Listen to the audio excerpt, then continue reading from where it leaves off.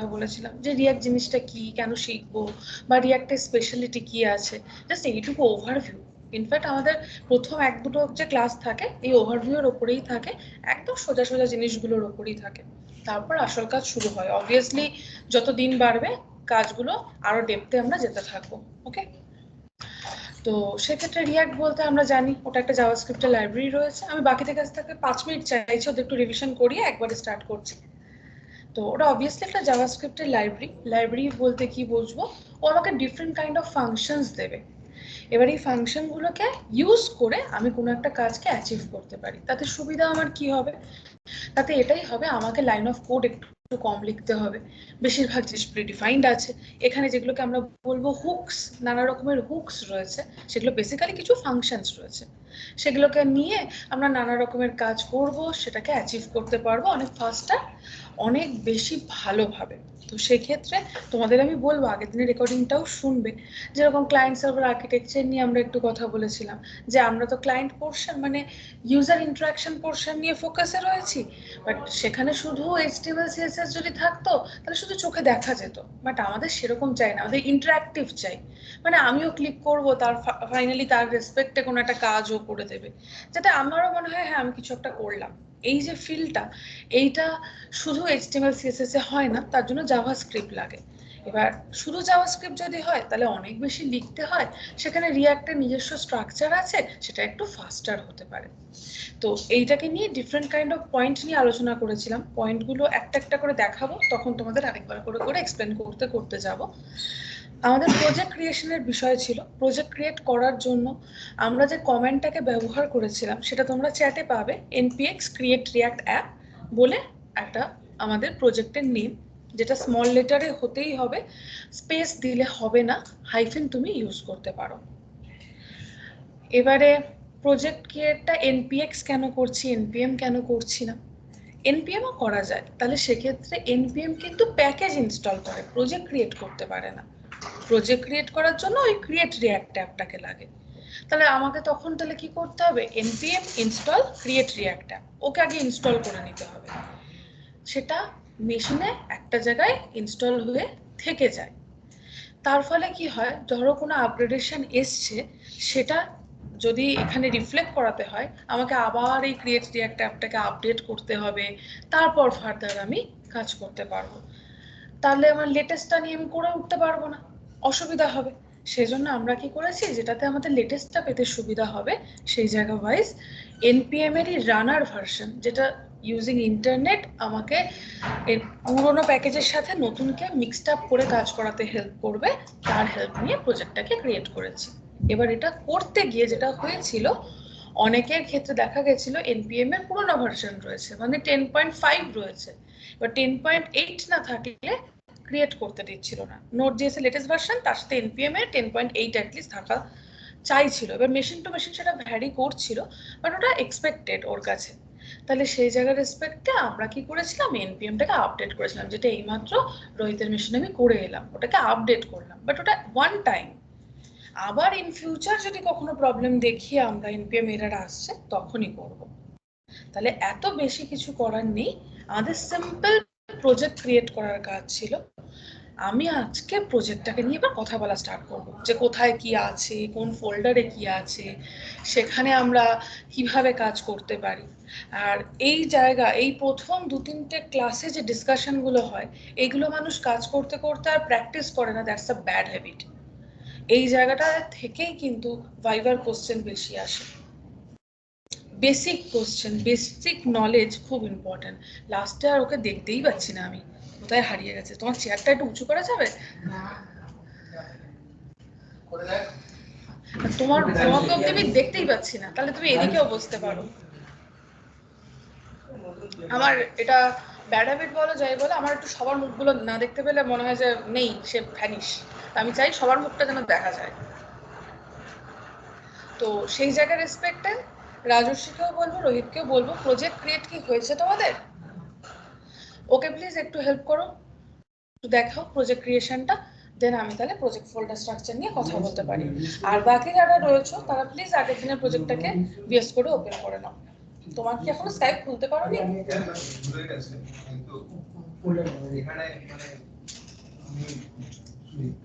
লিংকটা পাচ্ছি না কেন এইটাই কি তোমার সেই অ্যাকাউন্টটা? হ্যাঁ তুমি শিওর? এই নিচে থেকে দেখি স্কাইপ আইডি দেখি ওটা পরে কোন স্কাইপ আইডিটা দুটো অ্যাকাউন্ট নেই তো? না দুটো অ্যাকাউন্ট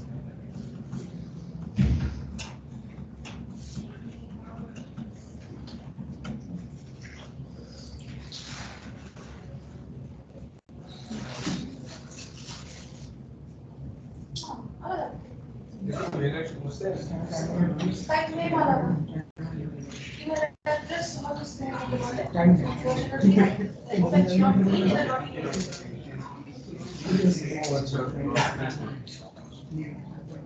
এইটাই তো আলাদা স্কাইপ নেই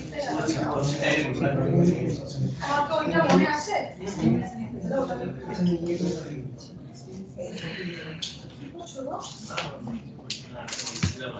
রিয়াক্ট করবে রিয়াক্টের অফিশিয়াল লাইব্রেরি থেকে এখান থেকে না ওদের যে অফিশিয়াল ডকুমেন্টেশন সেটা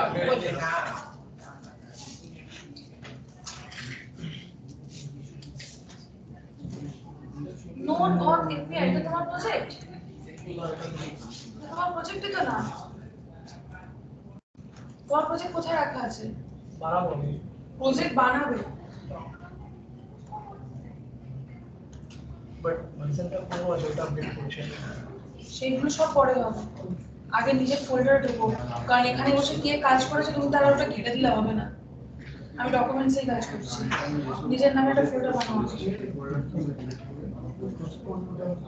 এটাতে তো তার নোডের প্রজেক্ট প্রজেক্ট যাবে তার ফাইল ফোল্ডার পাল্টে গেলে কাজ করতে পারে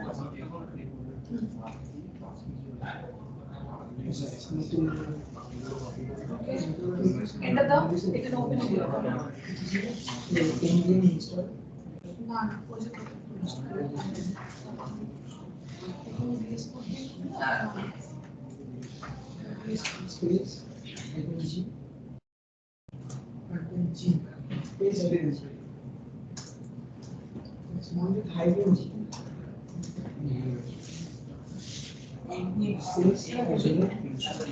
যা হবে তোমার ফোল্ডার আগে তুমি বানাও না ভার্সন আপডেট করতেই হয় এরকম কোনো বিষয় নেই তুমি প্রজেক্ট ক্রিয়েট করো npx ও নোমান দেখতে এখানে সব সাজেশন আপডেট করে রেখেছে কাজ করার অনেক প্রবলেম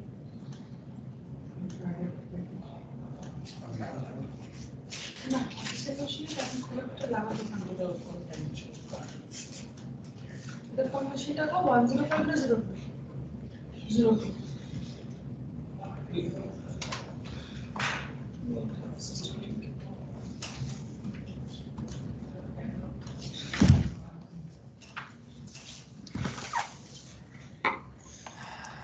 আচ্ছা কোষে খুঁজে পেয়েছো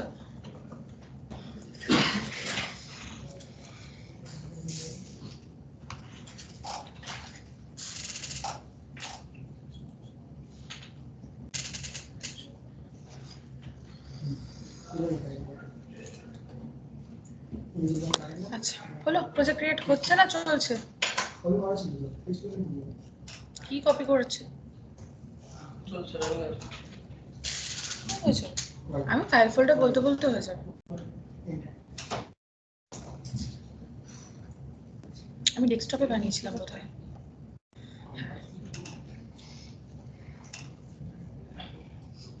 সুব্রতর ওই মেশিনটার কি হলো তাহলে আছে ব্যাটারিটার প্রবলেম আছে আচ্ছা ঠিক আছে ওটা দিয়ে পেইন্ট করো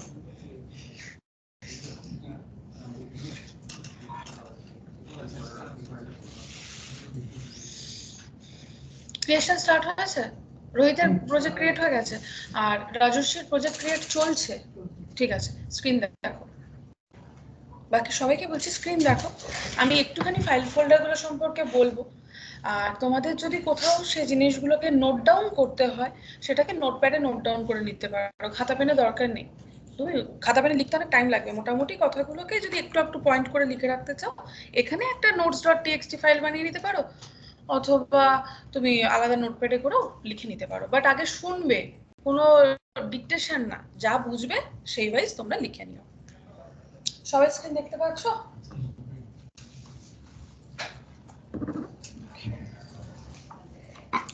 ও খাতা পেন নিয়ে লিখবে, খাতা পেন নিয়ে যেতে পারবে না, কিন্তু অফিসে খাতা পেন নিয়ে অতক্ষণ বসে বসে কাজ করতে দেবে না, তখন মেশিনই ভরসা।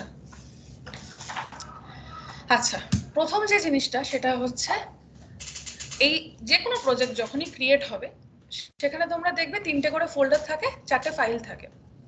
অবভিয়াসলি ফোল্ডার আছে মানে তার ভেতরে আরো ফাইল রয়েছে। সবকটা ফাইল আমাকে নিয়ে কাজ করতে হবে এরকম নয়, বাট কোনটা কি জন্য আছে সেটা আমাকে জেনে রাখতেই হবে, সেটা ওরা জিজ্ঞাসা করতে পারে। ঠিক যেরকম আগের দিন বলেছিলাম যে ভার্সন কি আছে, তুমি প্রজেক্টে ইউজ করছো, এদিকে তুমি নোডের ভার্সন জানো না, রিঅ্যাক্ট লেটেস্ট এখন কি চলছে তুমি জানো না, বা ভার্সনের ক্ষেত্রে চেঞ্জেস কি এসছে তুমি জানো না, এটা হওয়ার কথা না। এটা তোমাকে কেউ ধরে শেখাবে না, এটা এক্সপেক্টেড যে তুমি যখন একটা কিছু শিখে তারপর ইন্টারভিউতে যাচ্ছ, তার মানে তুমি এই জায়গাটাকে স্টাডি করেই যাচ্ছ। স্টাডিটা করার একমাত্র জায়গা হচ্ছে রিঅ্যাক্টের অফিসিয়াল ওয়েবসাইট। ওর মতো ভালো ডকুমেন্টেশন আর কোথাও নেই। রিঅ্যাক্ট যা পড়তে হয় ওদের অফিসিয়াল সাইট থেকে পড়তে হয়, কিন্তু হ্যাঁ এখন যদি তুমি পড়া স্টার্ট করো তোমার ওটা বুঝতে অসুবিধা হবে, অনেক টার্ম আছে। অ্যাটলিস্ট 1-2 সপ্তাহ পরে যদি পড়া স্টার্ট করো দেখবে তুমি তখন অনেক কিছু ওখানটা চেনা চেনা লাগছে, তখন তোমার পড়তে অনেক সুবিধা হবে। আর ওদের ক্ষেত্রে ডকুমেন্টেশনের থেকেও যেটা খুব ইজি ল্যাঙ্গুয়েজে থাকে, that one is blog. Different kind of blogs are there, you can read that. তাহলে তোমার কারেন্ট ভার্সন সাথে আগের ভার্সনে কি ডিফারেন্স ছিল সেই জায়গাগুলো বুঝে নিতে সুবিধা হয়। ওকে, আচ্ছা, ফাইল ফোল্ডার স্ট্রাকচারে সবচেয়ে নিচে যেটা আছে সেটা হচ্ছে Redmi, that one is the documentation file. যে কোনো সফটওয়্যারের ক্ষেত্রে এই ফাইলটা তোমরা দেখে থাকবে, যেটা অ্যাকচুয়ালি কি করে, তোমার যে লাইব্রেরিটা রয়েছে বা তোমার যে সফটওয়্যারটা রয়েছে যখন যেটা থাকে তার একটা ডেসক্রিপটিভ ওয়ে আউট থাকে, যে এটা সম্পর্কে আরো জানতে চাও তাহলে কোন জায়গাটা তুমি আরো বেটার করে করতে পারবে, বা বেসিক্যালি এটাকে চালাতে চাও তাহলে এটা কিভাবে চলতে পারে। সাধারণত তোমরা যেভাবে বাকি সফটওয়্যারের ক্ষেত্রে রিডমিটাকে ইগনোর করে যাও, চাইলে এটাকেও ইগনোর করতে পারো। আবার যদি মনে করো যে না আমি ভালো করে শিখতে চাই, কোথা থেকে ডকুমেন্টেশনটা পড়বো সেটাকে বুঝতে চাই, তাহলে এটাকে ফলো করতে পারো। যেরকম আমরা npm স্টার্ট দিয়ে যে প্রজেক্ট চালাচ্ছি, দেখো এখানে অলরেডি বলেই দিয়েছে এটা কি কাজ করে, runs the app in the development mode. সেরকম ভাবে টেস্টিং এর টাইমে npm টেক্সটটা ইউজ হয়। যখন বিল্ড হয় একদম ডেভেলপমেন্ট হয়ে গেছে সেখানটায় প্রপারলি প্রোডাকশন মোডে ওকে নিয়ে যেতে হবে আমার কাজটাকে, সেক্ষেত্রে npm রান বিল্ডের দরকার হয়। এভাবে ডিফারেন্ট কাজ রেসপেক্টে কি আছে বা সেটা সম্পর্কে আরো ডেপথে পড়তে চাইলে তুমি কোথা থেকে পড়তে পারো, ফোন প্লিজ সাইলেন্ট, সেগুলো সম্পর্কে রিডমি ফাইল রয়েছে। তুমি এটাকে সোজা ভাষায় বলতে পারো রিডমি ফাইলটা আমার প্রজেক্টের একটা documentation file. It's a documentation file for our project. আমার এখানে কিছু করার নেই, আমি এই ফাইলে কোনো চেঞ্জেস করব না, এই ফাইলে কোনো আমার আলাদা করে কাজ হবে না, বাট এটা থাকে। এটা যদি ইন ফিউচার তুমি রিমুভ করে দাও তাতে যে খুব প্রবলেম হবে সেরকমও না, থাকলেও আমার কোনো অসুবিধা নেই। এই টেক্সট ফাইলের এত ওয়েট হয় না যে থাকলে আমার খুব অসুবিধা হয়ে যাবে। मिसलेनियस नहीं है, इम्पोर्टेंट फाइल है डॉक्यूमेंटेशन के लिए, पर डॉक्यूमेंटेशन अगर कोई नहीं कर रहा है तो उसको नहीं चाहिए। ऑडिट के ऊपर अगर कुछ पेंडिंग करेंगे तो इसमें शो करेगा नहीं, ये डॉक्यूमेंटेशन है। नोट पर कोई भी काम का जो भी आप जो लिख के रख रहे हो बाद में सीखोगे तो पुराना लिखा हुआ चीज चेंज हो जाएगा क्या? नहीं ना, अगर आप लिखोगे तभी चेंज होगा। सेम वे ये डॉक्यूमेंटेशन फाइल वो दे दिए है, अगर आप पढ़ना चाहते हो पढ़ो, रिमूव करना चाहते हो रिमूव कर दो, आपकी मर्जी। सेम वे आउट है। हाँ एग्जैक्टली, जिसको देखने वो देखता है, जिसको नहीं देखने वो नहीं देखते। নেক্সট এই দুটো ফাইলে পরে আসি, আগে গিট ইগনোরে আসি। গিট ইগনোর অ্যাকচুয়ালি যখন কোনো প্রজেক্ট তৈরি হয়, প্রজেক্টগুলো অবভিয়াসলি কোনো একটা প্ল্যাটফর্মে তো আমরা আপ করি। আমার মেশিনে থেকে লাভ নেই, শুধু মেশিনে থাকলে সেটা মেশিনেই থেকে যাবে, আর কোনো জায়গা থেকে ওকে আমি অ্যাক্সেস করতে পারবো না। তাহলে গ্লোবাল অ্যাক্সেস চাই। আমি কলকাতায় বসেও অ্যাক্সেস করতে পারবো, আমি দিল্লিতে বসেও অ্যাক্সেস করতে পারবো, আমি ইন্ডিয়ার বাইরে পৌঁছে গেলেও সেটাকে অ্যাক্সেস করতে পারবো। এই গ্লোবাল অ্যাক্সেস করার জন্য মেশিন নিয়ে যেতে হবে না, আমি যে কোনো জায়গার মেশিন থেকে ওকে অ্যাক্সেস যদি করতে চাই তাহলে একটা কোনো ক্লাউড প্ল্যাটফর্মে ওকে আমাকে আপ করতে হয়।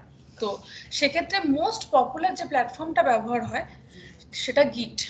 গিট ইউজ করে। গিটটা মেন সফটওয়্যার, গিটে নিজস্ব অনেক রকমের প্ল্যাটফর্ম আছে, সেই প্ল্যাটফর্মগুলোকে এক এক রকমের অ্যাক্সেস করা হয়। যেরকম আমরা কাজের শেষে গিটহাব দিয়ে কাজ করব, আমরা গিটহাবে শিখবো, তো এরকম নানা জায়গায় জিনিসটাকে আপ হয়। এবার সেক্ষেত্রে কিছু কিছু ফাইল ফোল্ডার ও ইগনোর করে যায়, they don't need that actually.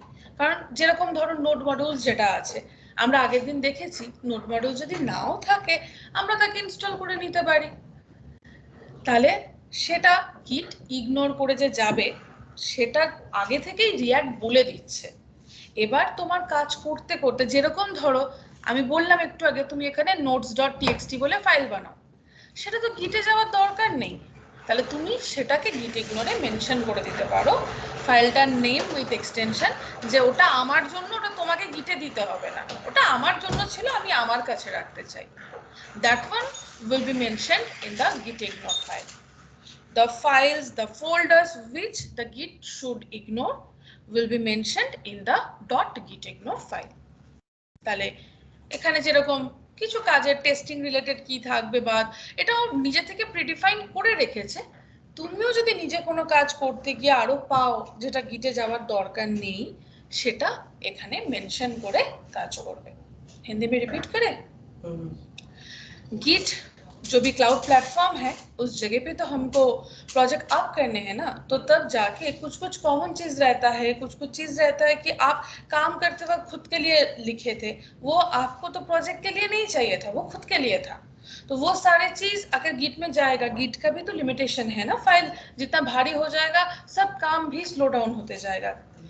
Effect कुछ भी सेकंड का हो ना, वो भी बहुत गहरा इफेक्ट फेंकता है इधर, तो मुझे उसको अलर्ट करने के लिए कहा गया है कि ये वाला फाइल, हम ये वाला रिएक्ट आपको कह दिया है कि मुझे ना ये सारे चीज गिट में अपलोड नहीं करना है, और आप भी खुद से कुछ बनाए हो तो वो वाला भी इधर मेंशन कर दो, नहीं वो गिट में नहीं चाहिए, इग्नोर कर देगा। इग्नोर करेगा, गिट इग्नोर, उसका नाम ही वैसे ही है। লিখে রাখতে হবে এই দুটো ফাইল কি কাজ করে, তাহলে লিখে রাখতে পারো। কি করে লিখতে হয়? হ্যাঁ, টাইপ করবে, মানে এখানে একটা টেক্সট ফাইল বানাবে notes.txt, এবার এখানে টাইপ করে দেখাবো শুধু।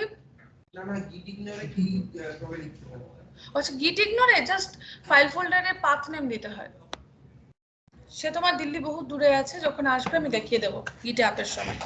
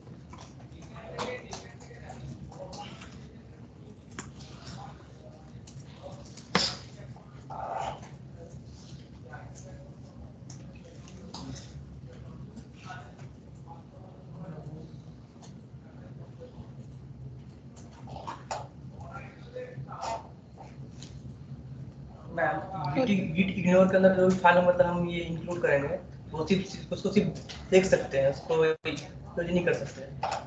नहीं, वो गिट में नहीं जाएगा सर, अपलोड नहीं होगा सर। अगर यूज नहीं कर पाएंगे ना तो नोड मॉड्यूल्स यूज ही नहीं होगा। नोड मॉड्यूल्स सबसे आगे गिट इग्नोर में जो चीज रहता है वो है नोड मॉड्यूल्स। तब आप नोड मॉड्यूल्स को यूज नहीं कर पाओगे। यूज क्यों नहीं कर पाओगे? वो गिट पे अपलोड नहीं होगा।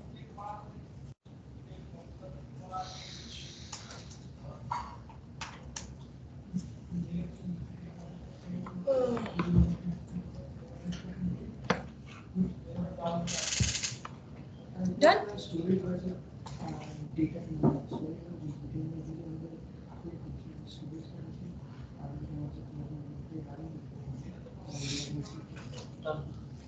Done? সবার done?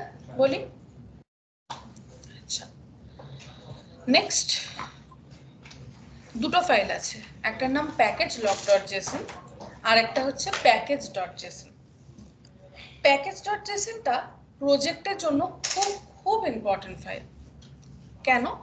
কারণ এটা জাভাস্ক্রিপ্ট লাইব্রেরি। লাইব্রেরি মানে কিছু প্রিডিফাইন্ড জাভাস্ক্রিপ্ট ফাংশনালিটির উপর ডিপেন্ড করে আমাদের প্রজেক্টগুলো চলে। এবার কিসের উপর ডিপেন্ড করছে সেগুলো আমাদের জেনে রাখতে হয়। প্রজেক্ট তার ইনফরমেশন রাখে, আদারওয়াইজ প্রজেক্ট কাজ করতে পারবে না। তো এক্ষেত্রে প্যাকেজ.json-এ সেই জিনিসগুলোই মেনশন থাকে ইউজিং ডিপেন্ডেন্সি।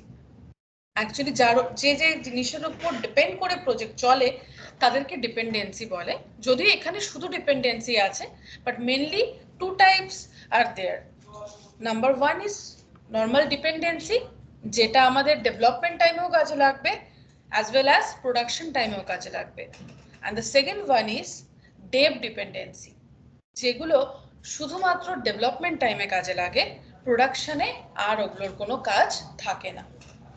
আমরা ডেভ ডিপেন্ডেন্সি ওরকম কিছু ইউজ করব, যেরকম পরে আমাদের SCSS আছে। SCSS-টা কিন্তু ব্রাউজারে যখন যায় CSS হিসেবে যায়। তো SCSS শুধুমাত্র ডেভেলপমেন্ট টাইমেই কাজে লাগে, তাই ওটা ডেভ ডিপেন্ডেন্সি হিসেবে থাকে। এরকম ছোটখাটো কিছু জিনিস আছে যেগুলো ডেভ ডিপেন্ডেন্সির আন্ডারে তোমরা দেখতে পাবে। বাকি কিন্তু সবই production as well as development দুটোর কাজের জন্য লাগবে। অ্যান্ড কিছু থার্ড পার্টি ডিপেন্ডেন্সির আছে যেগুলোকে আমাদের ইনস্টল করতে হয়। সেটা ডিরেক্টলি রিঅ্যাক্টে দেওয়া থাকে না, ওটা আমাকে আলাদা করে ইনস্টল করতে হয়। সেগুলো অ্যাজ ডিপেন্ডেন্সি ট্রিট হয় এবং সেটা কিন্তু এর ভেতরেই থাকে, এখানেই তখন দেখতে পাবে। আমরা যখন রাউটিং নিয়ে কাজ করব, রাউটিং ছাড়া তো রিঅ্যাক্ট হয় না। রাউটিং কি না কি বলবো, বাট রাউটিং এর একটা কাজ আছে। সেই জিনিসটা যখনই আমার ইউটিলাইজ করতে হবে সেখানে কিন্তু একটা প্যাকেজ ইনস্টল করতে হয়। That mean I will install a dependency and that one will be reflected in the dependency key name. এটা অ্যাকচুয়ালি JSON ফরম্যাটে আছে। দেখো .json এক্সটেনশন তো আছেই, প্লাস দেখে কি করে বুঝবে JSON-এ আছে? যেখানে কি নেম গুলো কোটেশনে আছে, স্ট্রিং ফরম্যাটে আছে। বাকিটা জাভাস্ক্রিপ্ট অবজেক্টই, তোমরা যে অবজেক্ট শিখে এসছো সেটাই ভ্যালু পেয়ারেই আছে। কিন্তু নর্মাল অবজেক্ট যদি হতো তাহলে কোটেশনটা থাকতো না। যেহেতু এটা জেসন, আমি কোটেশনটা দেখে আইডেন্টিফাই করতে পারছি যে হ্যাঁ এটা জেসন ফরম্যাটে আছে। সবকিছুতে আছে, সব কি নেমগুলোতেই কোটেশন আছে। এবার তোমরা এখানে যখন দেখছো বেশিরভাগ ক্ষেত্রে হয়তো একটাই সাইন দেখবে, সেটা ওই ক্যারেট সাইনটা, আপ অ্যারো। বাট এখানে কিন্তু আরেক রকম সাইনও থাকে, টিল্ড সাইনও থাকে কিছু ক্ষেত্রে। টিল্ড দ্যাট মিন এই যে এই সাইনটা, এরকম ঢেউ খেলানো সাইনটা। এটা আমি তোমাদের হোমওয়ার্ক দিলাম, আমাকে ডিফারেন্সটা কি আছে দেখে বলবে। ক্যারেটের সাথে টিল্ডের প্যাকেজ.json এর দুটো থাকে। এখন না, ওটা হোমওয়ার্ক থাক, ওটা বসে ঘাটবে, ঘেটে আমাকে ডিফারেন্স বলবে। আচ্ছা, কোশ্চেন লিখে নাও। What is the difference among caret and tilde? এই যে আপ অ্যারো কিটা, এইটা, that one is called as caret. তোমার কি স্ক্রিন আসছে না? একবার কলটা কেটে জয়েন করো, কলটা কাটো, আবার জয়েন করো। ওটাকে টিল্ড বলে, এটাকে বলে ক্যারেট। স্ক্রিন আসছে না কেন?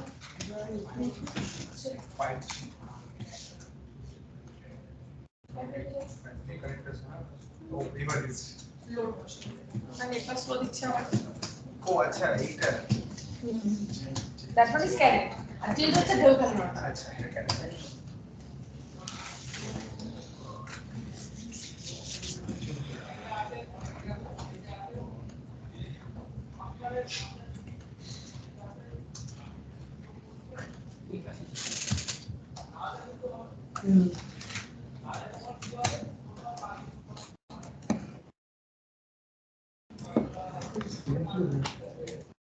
লেখা হয়েছে and আচ্ছা বলি আবার তাহলে আমাদের আপাতত আর কি আছে এর মধ্যে প্যাকেজ.json এ একটা আমি বুঝলাম কার কার উপর ডিপেন্ড করে প্রজেক্ট চলছে সবার টাইপিং শেষ হয়ে গেলে বলি টাইপিং চলছে দাঁড়াও টাইপিং চলছে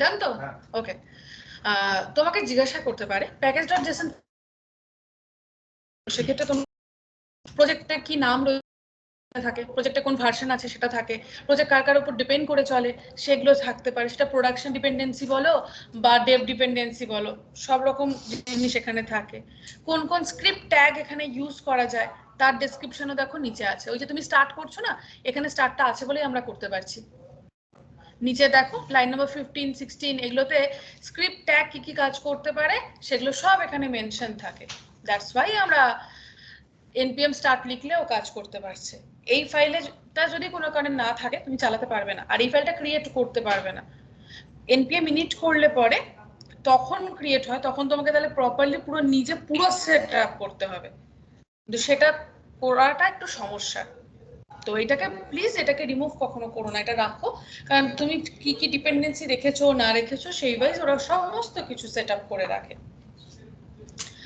প্লাস ESLint রয়েছে হচ্ছে কম্পাইলেশন হচ্ছে আমরা যখন কাজ করব কোথাও তোমরা জাভাস্ক্রিপ্টও তো দেখেছো কম্পাইলিং এরর আসে এখানেও তো আসবে কম্পাইলিং এরর সেটার কিভাবে সেটআপ হবে কোন কোন ব্রাউজার কিভাবে সাপোর্ট করবে মানে একটা প্রজেক্ট চলার জন্য যা যা ইম্পর্টেন্ট ইনফরমেশন সমস্ত কিছু থাকে এই package.json এর ভেতরে তাহলে it is the most important file आपको प्रोजेक्ट के लिए प्रोजेक्ट का जो भी इंफॉर्मेशन चाहिए क्या क्या डिपेंडेंसी है वो प्रोडक्शन डेवलपमेंट डिपेंडेंसी है या सिर्फ डेवलपमेंट के लिए डिपेंडेंसी है क्या क्या स्क्रिप्ट टैग है इधर आप प्रोजेक्ट का कौन सा वर्जन में काम कर रहे हो आपको कंपाइलेशन करने हैं तो कैसे किया जाएगा कौन कौन सा ब्राउजर उसको सपोर्ट करेगा सारे के सारे इंफॉर्मेशन आपका मौजूद रहता है package.json में तो it is the most important file এবার শুধু কি এই কটাই থাকে তা না জাভাস্ক্রিপ্ট লাইব্রেরি যখন হয়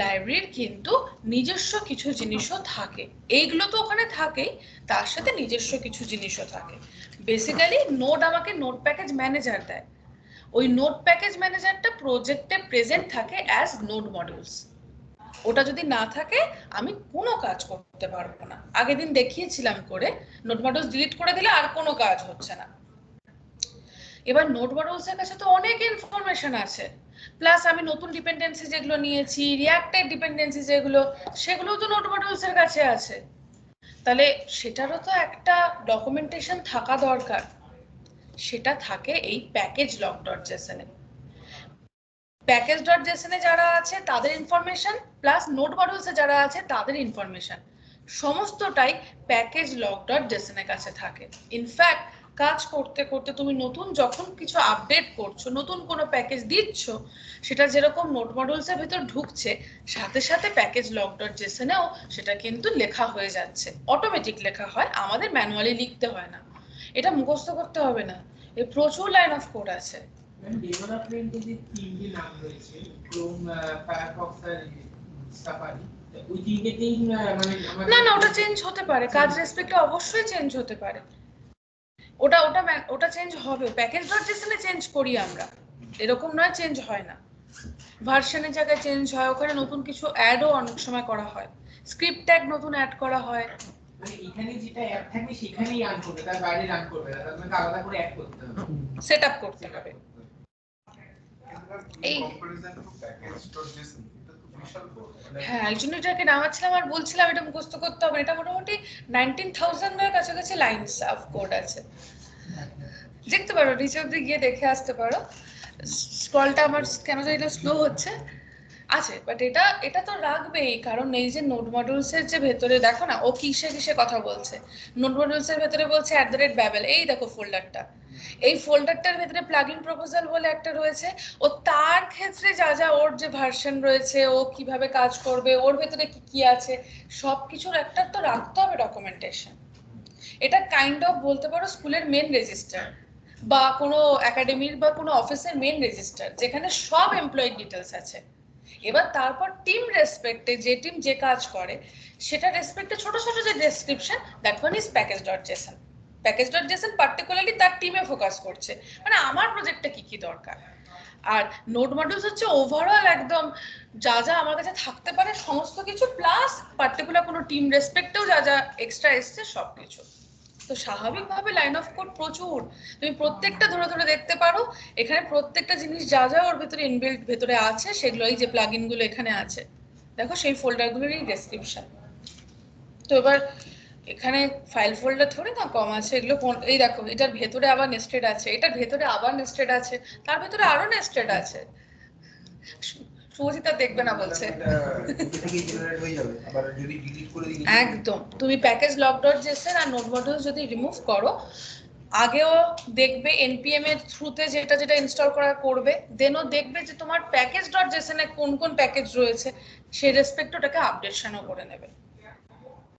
তো আমি নোড মডিউলসটা যদি ডিলিট যখন করে দিচ্ছি log.json এটা কি খালি হয়ে যাচ্ছে না, তুমি প্যাকেজ, ওটা তো ডকুমেন্টেশন রিমুভ হবে কেন, ওটাকে তো রিমুভ করতে হয়। অ্যাকচুয়ালি নোড মডিউলস আর প্যাকেজ log.json দুটোই ডিলিট হয়ে যায়, বাট দুটোকে ইনস্টল করা যায়। কিন্তু এইটা থাকবেই, কোনো কিছু ম্যানুয়ালি রিমুভ হয়ে যায় না এখানে, সরি অটোমেটিক্যালি রিমুভ হয় না, যা হয় ম্যানুয়ালি রিমুভ হয়। কিন্তু চলতে পারছে না, তো ও যখন ওগুলো, ও একটা কিছু সম্পর্কে ইনফরমেশন রেখেছে কিন্তু সেই জিনিসটাই নেই, তার ফলে এরারটা খাচ্ছে। এটা শুধু এই নোড মডিউলস এর বলতে পারো যত এগুলোকে ডিপেন্ডেন্সি বলে, যত ডিপেন্ডেন্সি তাদের সম্পর্কে যা যা ইনফরমেশন সমস্ত কিছু রেখে দিয়েছে প্যাকেজ log.json। তাহলে লিখবে কি কি, ফার্স্ট প্যাকেজ.json-টা লিখবে, যেটা টোটাল প্রজেক্টের সবচেয়ে ইম্পর্টেন্ট ফাইল, যেখানে আমরা version information, dependency information, script tag, compilation, কোন ব্রাউজারে চলবে সমস্ত কিছু পাই। তাহলে সেটা মোস্ট ইম্পর্টেন্ট জায়গা। দেন আসবো আমরা আগে নোড মডিউলসে, npm এর রিপ্রেজেন্টেটিভ হিসেবে কাজ করছে, যা যা ওর প্যাকেজ সেগুলো, প্লাস প্রজেক্টের জন্য যে ডিপেন্ডেন্সি দরকার সেগুলো, আর তাদের যে ডকুমেন্টেশন ওই ডিপেন্ডেন্সি গুলো সম্পর্কে লিখে রাখা, সেটা রয়েছে কোথায়, पैकेज log.json। हिंदी में बोलेगी क्या, ठीक है तो लिख लो, लिख के रखो, अदरवाइज भूल जाओगे। और उसके साथ प्लीज ये भी लिख के रखना what difference between dev dependency and dependency।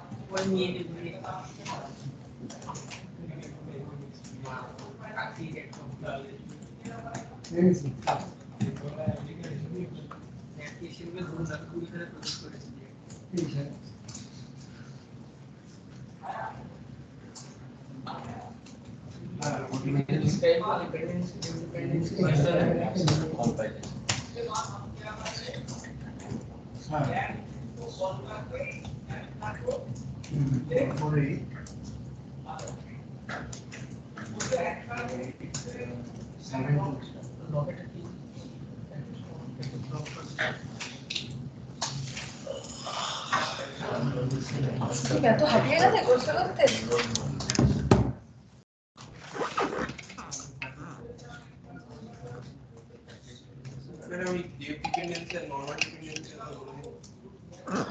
Normal dependency মানে যেগুলোর উপর ডিপেন্ড করে তোমার ডেভেলপমেন্টও হবে আর প্রোডাকশনও হবে।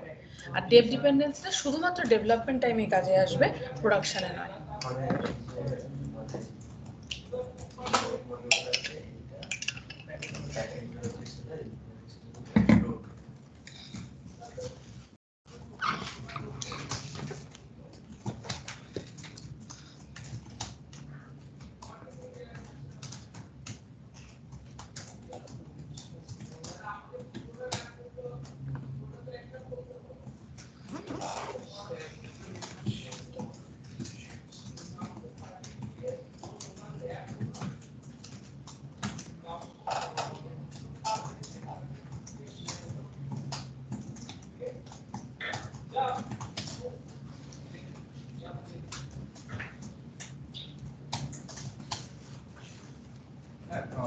প্যাকেজ ডট ডিসেলে এখন পর্যন্ত এখানে একটাও ডেভ ডিপেন্ডেন্সিস নেই। ওটা আমরা ইনস্টল করব পরে। তো এখানে আপনি বলেন যে কি না বলেন ডেভ ডিপেন্ডেন্সিস আর একটা কি বলে? এটাকে শুধু ডিপেন্ডেন্সি বলে, বাট এটা প্রোডাকশন ডিপেন্ডেন্সি অনেকে বলে, বাট প্রোডাকশন ডিপেন্ডেন্সি নয়, শুধু ডিপেন্ডেন্সি। ডিপেন্ডেন্সি আর ডেভ ডিপেন্ডেন্সি।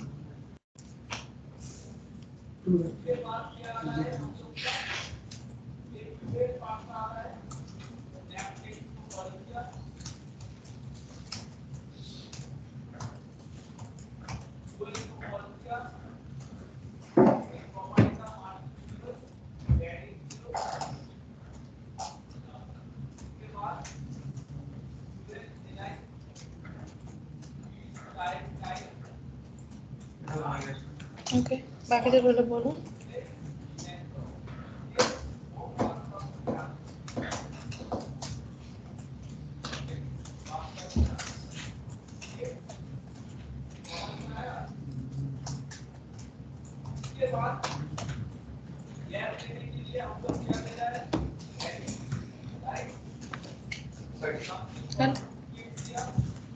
এদিকে ওদের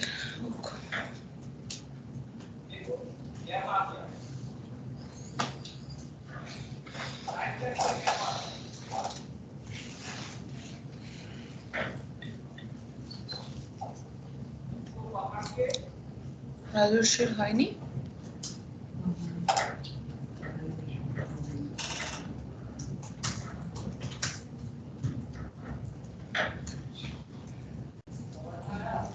ডট এমডি এক্সটেনশনটা কোরকম কি? ডট এমডি এমডি তো হলো একটা ডকুমেন্টেড ফাইলের সময় ইউজ হয়। আমি বলতে পারছি না, দেখে নাও একবার, মনে নেই। মার্কডাউন দেখলাম এটা HTML এর ডকুমেন্ট। এটা জাস্ট টেক্সট ফাইলের জন্য হ্যাঁ, রেসপেক্টেই থাকে। সব HTML এক্সটেনশনের documentation ফুল এর ফর্ম জন্য মনে ডট থাকে না।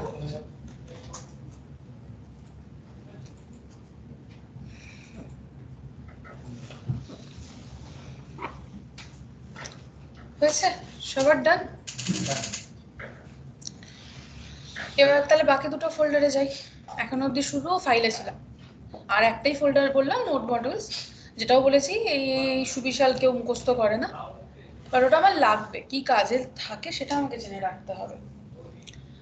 নেক্সট যেটা আজ যাচ্ছি, that one is public folder. Total প্রজেক্টে একটাই HTML ফাইল আছে, দ্যাট ওয়ান ইজ index.html, সেটা আছে এই পাবলিক ফোল্ডারে।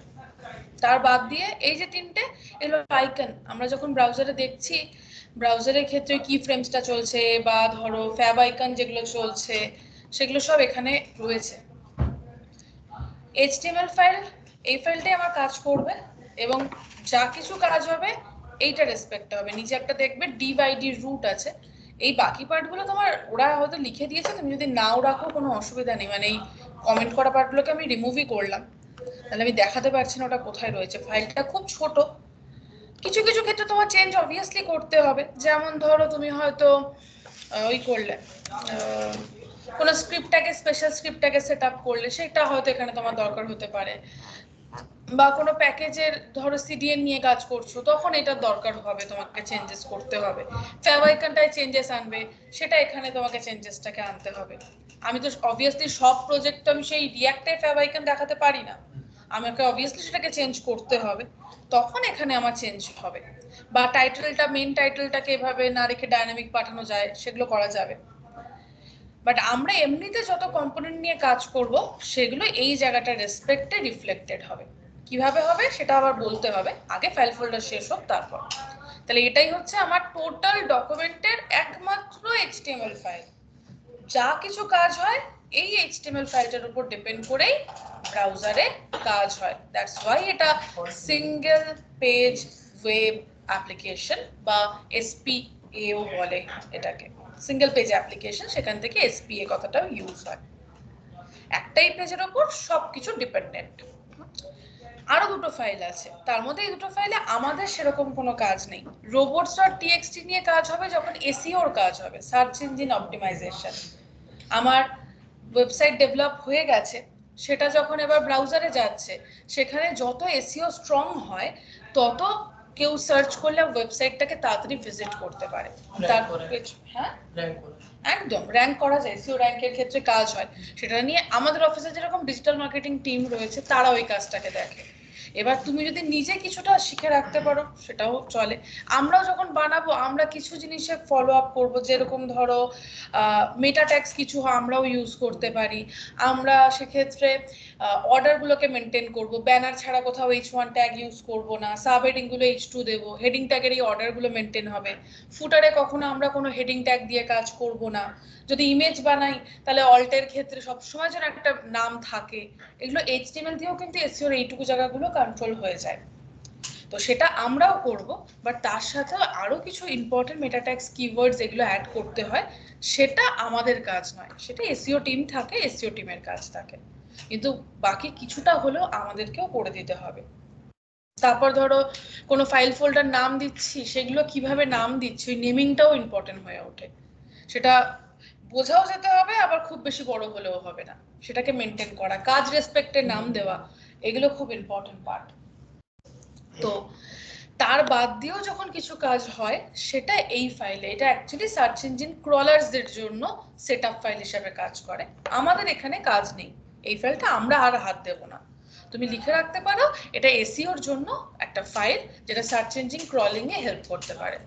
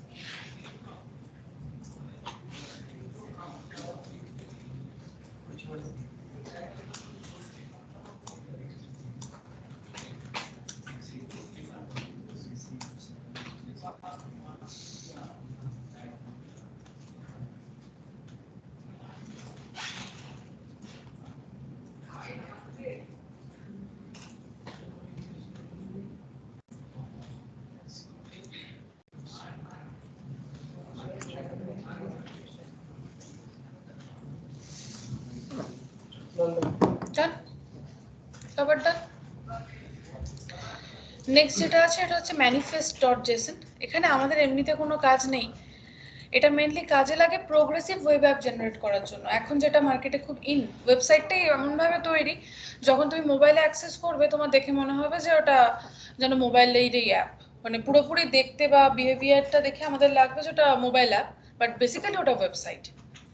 তো এটা এখন খুব, এটার জন্য আলাদা করে আর মোবাইল অ্যাপ লাগছে না, আমার আলাদা করে কোনো অ্যাপ্লিকেশন ডাউনলোড করে কাজ হচ্ছে না, তো বেশ কিছু জায়গায় রয়েছে। তো সেই জিনিসটা তৈরি করার সময় এই ফাইলটা কাজে লাগে, যদি তোমাদের রিকোয়ারমেন্ট, ক্লায়েন্ট রিকোয়ারমেন্ট কখনো থাকে তখন সেই জায়গার রেসপেক্টে এটা কাজ করবে, তার বাইরে না। এক্সট্রা ওটা একটা, অবভিয়াসলি এখন তো মোবাইলে লোকে বেশি অ্যাক্সেস করে না ওয়েবসাইট, তার ফলে এটা বেশ পপুলার এখন। ইনফ্যাক্ট ফেসবুকটা ইউজ করে দেখো, ফেসবুকটা যদি ওদের অনলাইন ভার্সন করো, ওটা প্রোগ্রেসিভ ওয়েব অ্যাপের মতো বিহেভ করে। তো এটাতে কাজ নেই,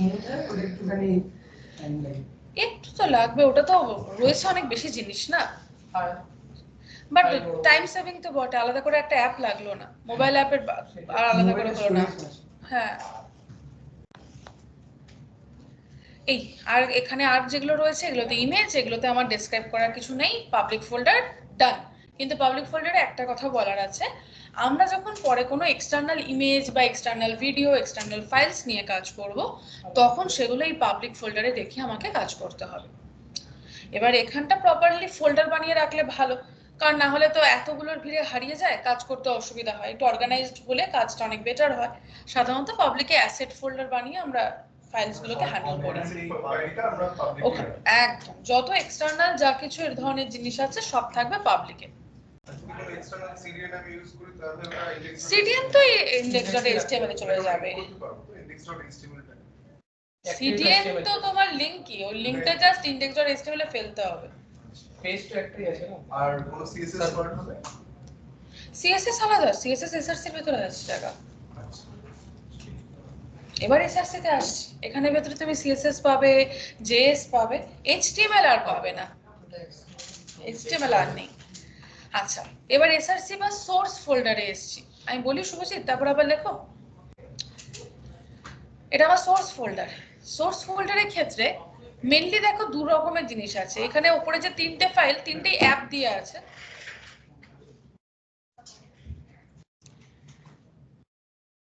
উপরে যে তিনটে ফাইল, তিনটেই আছে অ্যাপ দিয়ে, আর এই দুটো আছে ইন্ডেক্স দিয়ে।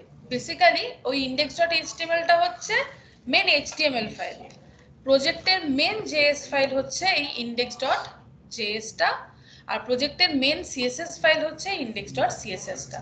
ইন্ডেক্স নামটা যেখানে ইউজ হচ্ছে তুমি বুঝে নাও, ওটা প্রজেক্টের main file, main JS file, main CSS file, main HTML file. তাহলে অ্যাপটা কি? অ্যাপটা হচ্ছে, আমরা তো অনেকগুলো কম্পোনেন্ট বানাবো, আমরা অ্যাকচুয়ালি যখন এখানে কাজ করি প্রত্যেকটা কাজ ছোট ছোট পার্টে বানাই, ওই এক একটা পার্ট একটা কম্পোনেন্ট বলে। এবার অনেক কম্পোনেন্ট থাকবে, সব কম্পোনেন্টকে আলাদা আলাদা করে কাজ না করে ওটাকে এক জায়গায় জট ডাউন করা হয়, দেন সেটার কাজ আমরা ব্রাউজারে রিফ্লেক্ট হতে দেখি। ওই যে কম্পোনেন্ট, ছোট ছোট কম্পোনেন্ট গুলোকে এক জায়গায় করে তাকে বলে রুট কম্পোনেন্ট। এই app.js টা হলো সেই রুট কম্পোনেন্ট। এখন আমার কাজ হয়নি, এখন আজকে কম্পোনেন্ট বানাবো, তখন আমরা দেখব যে কিভাবে সেটাকে app.js এ আনা যায়। তাহলে app.js is the root component JS file, এটা রুট কম্পোনেন্টের সিএসএস ফাইল, এটা রুট কম্পোনেন্টের টেস্টিং ফাইল। তুমি যেটুকু জায়গা ছিলে না সেখানে শুধু ইন্ডেক্স ফাইল নিয়ে কথা হয়েছে। ইন্ডেক্স ফাইলটা প্রজেক্টের main JS file, main CSS file, আর কিছু বলিনি। আর এটা হচ্ছে প্রজেক্টের রুট কম্পোনেন্ট, মানে যত কম্পোনেন্টে থাক, ওই ক্লাস রিপ্রেজেন্টেটিভের মতো, ক্লাসে যত স্টুডেন্টের থাক সিআর একজনই হবে, কাইন্ড অফ সেরকম। সেখানে ও হচ্ছে রুট কম্পোনেন্ট, এটা রুট কম্পোনেন্টের জেএস ফাইল, রুট কম্পোনেন্টের সিএসএস ফাইল, আর এটা টেস্টিং ফাইল। টেস্টিং এর কাজও তো হবে, অবভিয়াসলি হবে, বাট আমাদের কাজ না, ওটা আবার টেস্টার আছে, সফটওয়্যার টেস্টার আলাদা করে আছে, তারা সেই কাজটাকে দেখবে, বাট তাদের জন্য এই টেস্টিং ফাইলটা লাগবে। ইনফ্যাক্ট নিচে যেটা দেখছো setup.txt, এটাও টেস্টিং ফাইল, আর এটাও কাইন্ড অফ টেস্টিং ফাইলের আন্ডারেই পড়ে। এইগুলোতে আমাদের কোনো কাজ নেই, এটা টেস্টারের কাজ। আমাদের লাগবে কোনটা অ্যাকচুয়ালি? আমাদের লাগবে এই index.js টা, এই app.js টা, আর আমাদের কম্পোনেন্ট, তাতে আমার কাজ হয়ে যাবে। সিএসএস আমরা আমাদের মতো বানিয়ে কাজ করব, ওদের সিএসএস নিয়ে আমার কিছু লাগবে না। এবার প্রজেক্টটাকে চালাই আগে, তারপর তোমরা লিখে রেখো নয় এই বাকিগুলো। ওরাও যখন বলেছে দেখবো ওই app.js টাকে চেঞ্জ করতে বলছে, ও আমার লেখাটা মাঝখানে মাঝে মাঝে এখানে চলে আসে, এইখানেই হতো এনপিএম স্টার্ট।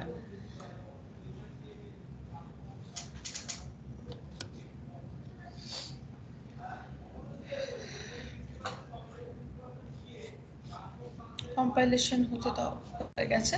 দেখো ওরাও বলছে সোর্সের ভিতর app.js এ যাও, তারপর সেটাকে নিয়ে কাজ করো। তো কিভাবে হবে সেটা বলো তো। এই যে সোর্স ফোল্ডারে আছি আমি, app.js এ আছি, এখানে এই হেডার থেকে হেডার অবধি আমার লাগবে না। আমি ফোল্ড করলাম, হেডার থেকে হেডার ধরে করে দিলাম ডিলিট। নিজে লিখে দিই একটু, হ্যালো ওয়েলকাম টু জেস, এটা একসাথেই ওয়ার্ডটা লিখবো, কন্ট্রোল এস দেবো, সেভ করবো, বা তোমার যদি অটো সেভ থাকে অটো সেভ হবে।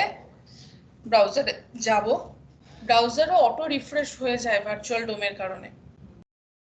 কিছু সময় স্টাক হয় ডেভেলপমেন্টে, তখনই রিফ্রেশ লাগে, আদারওয়াইজ লাগে না। আমি যাহা লিখিয়াছি তাহা রিফ্লেক্ট হইয়াছে।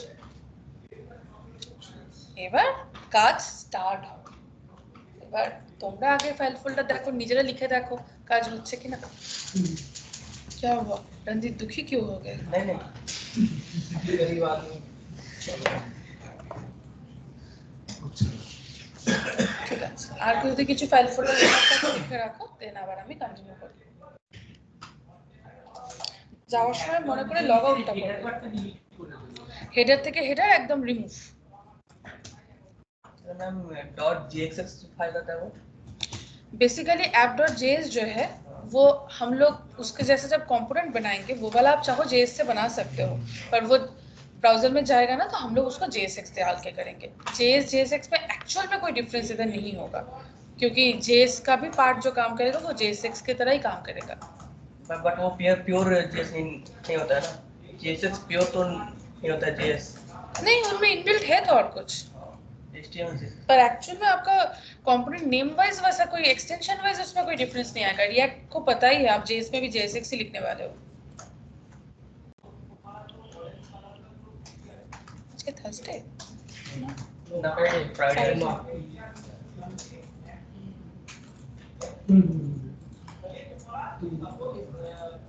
प्रोजेक्ट सिविल सिविल में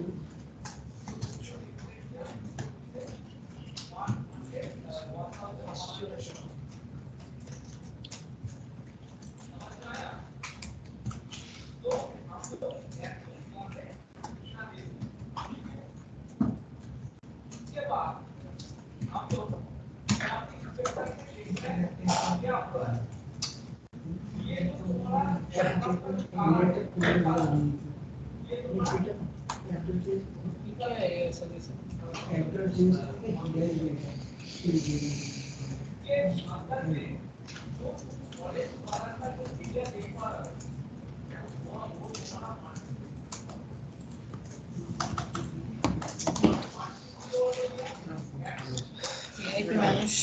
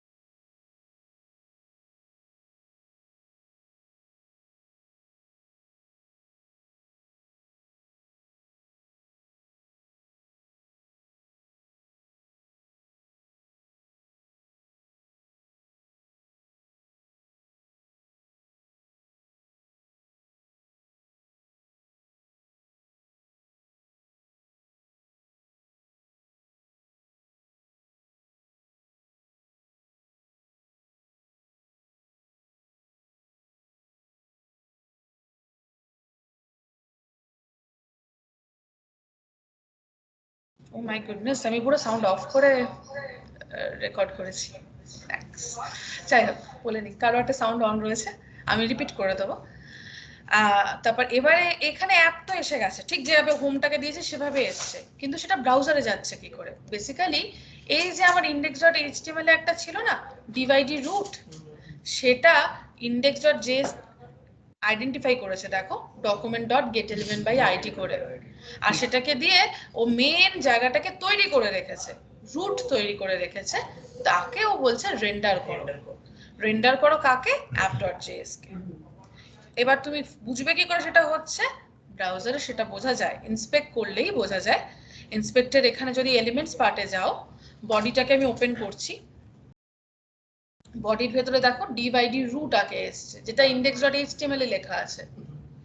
এবার এটাকে যদি খুলি, ওর ভেতরে div ক্লাস অ্যাপ লেখা আছে। কেন? কারণ এই রুটটাকে index.js আইডেন্টিফাই করেছিল, করে ওর ভেতরে অ্যাপের জিনিসগুলোকে দিয়ে দিয়েছিল। এবার অ্যাপটাকেও যদি ওপেন করি, তখন আমি বেসিক্যালি হোম পেজের যে কোডটা ছিল সেটাকে পাবো। তাহলে তুমি ওয়ার্কিং ফ্লোটা কিভাবে মাথায় রাখতে পারো, উল্টো করতে পারো। index.html এর যে div id root আছে, তাকে আইডেন্টিফাই করছে index.js document.getElementById করে। এবার ও কাকে রেন্ডার করাচ্ছে ওই রুটে? app.js কে। এবার app.js যে কম্পোনেন্টকে পাচ্ছে তাকে রেন্ডার করাচ্ছে। এই ওয়ার্কিং ফ্লোতে কাজ হয়, এভাবে একটা একটা কম্পোনেন্ট তৈরি করে কাজ হয়। এখন আমাদের কম্পোনেন্ট যা তৈরি হবে সবই app.js এ যাবে, পরে সেগুলোকে আমরা অন্যভাবে আরো সেট আপ করবো। ইনিশিয়াল স্টেজে রয়েছি, এখন আমাদের সবকিছুই যাবে এক জায়গায়, পরে ওটাকে ভাগ করে নেব সুন্দর করে। এবার বলো কৌশিক, কি কোশ্চেন করছিলে? তোমাকেও তোমার কোশ্চেন মাথায় রাখতে হবে, তুমি কোশ্চেন ভুলে যাচ্ছ আর আমি অ্যান্সার ভুলে যাবো এবারে। আপনার একটু অ্যাপ জিএস টা দেখা যাচ্ছে? হ্যাঁ, মনে পড়ছে। এই যখন আমি ইম্পোর্ট করছি না, import home page from components, না, আগে ডট আছে, হ্যাঁ ডট, ফাইল থেকে বেরোলো, বেরিয়ে কম্পোনেন্টস ফোল্ডারে ঢুকলো, ঢুকে home.jsx ফাইলে গেল, সেই ফাইল থেকে ও ফাংশনটাকে পেলো। ওটাই আমার প্রশ্ন, যে এখানে আপনি home.jsx যখন ইম্পোর্ট করছেন তখন জেএস ফাইলে তো এটা রুলই রয়েছে যে ইম্পোর্টের সময় এক্সটেনশন দেখায় না, জেএস তো দেখায় না এক্সটেনশন, সিএসএস দেখায়।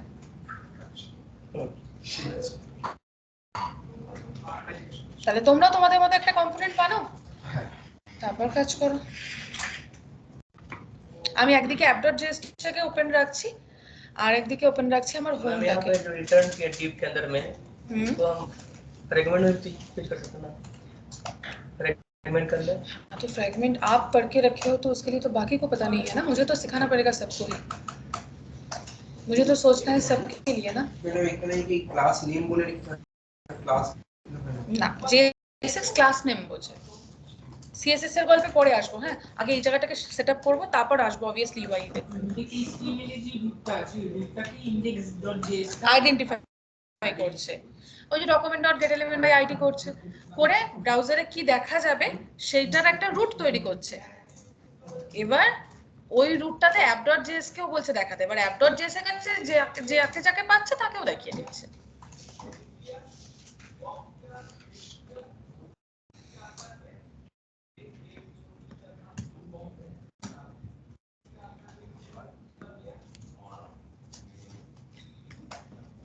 এই রিকোয়েস্ট আমি সবার কাছে করছি, আমি যখন বোঝাবো আগে আমাকে প্লিজ বলতে দেবে, কোশ্চেনটা মাথায় রাখো, আমার বলা শেষ হলে একটা পর একটা কোশ্চেন করো, আমি সব অ্যানসার দেবো, বাট আমাকে আগে একটু বলে নিতে দেবে। তাহলে আমিও তো ছন্দ হারিয়ে ফেলবো, আমি কি বলছিলাম ভুলে যাবো। এই যে তুমি যেরকম কোশ্চেন ভুলে গেছিলে এখন,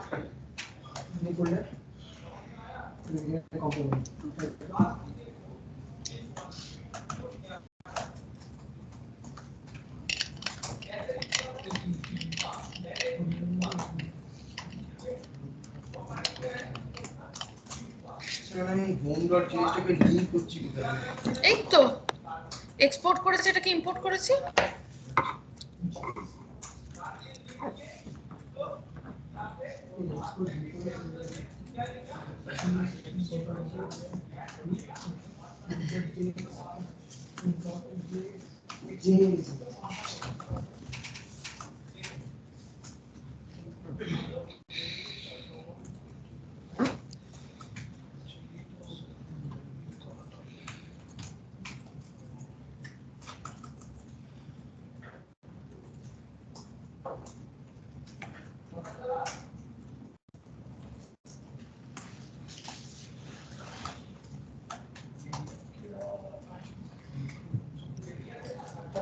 ম্যাম হয়ে গেছে। ওকে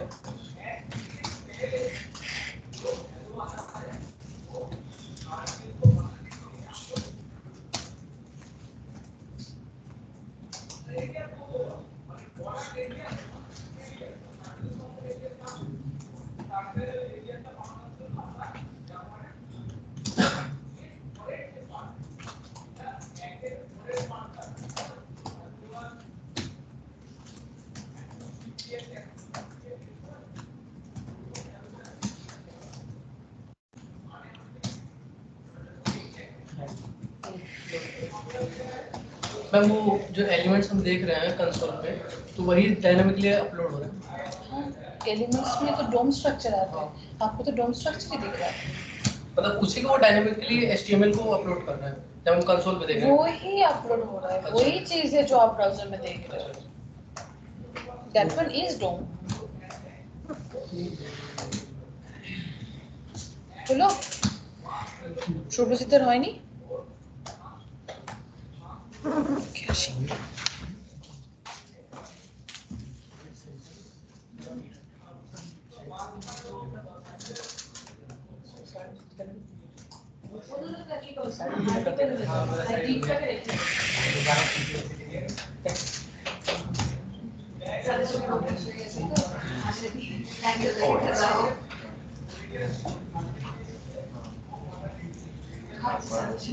দেখাবো না কখন এইভাবে প্র্যাকটিস করবো, আর এটারও শর্টকাট আছে তো।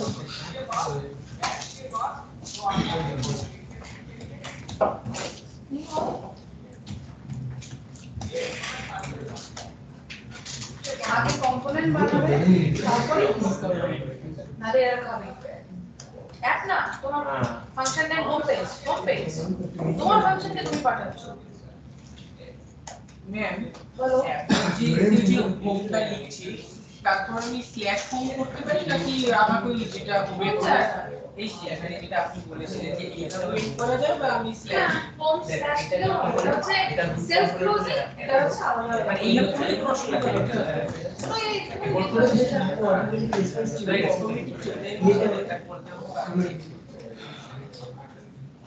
বলো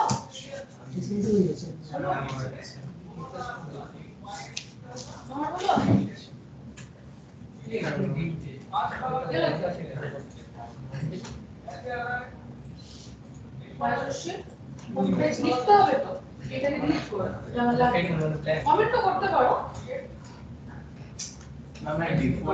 কমেন্ট যদি করলে তাহলে আর ডিলিট করছো না। ঠিক আছে বলো তুমি ওই করনি জাভাস্ক্রিপ্টের ডিফল্ট নেম ম্যাম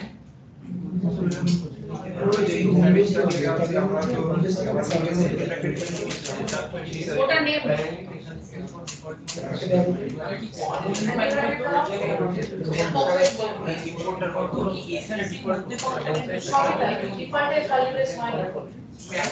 এই কম্পোনেন্ট ফাইলটাকে এসএসসি করতে ক্রিয়েট করতে হ্যাঁ তুমি কি এটাতে বাইরে কোনো কথা আছে কোথায়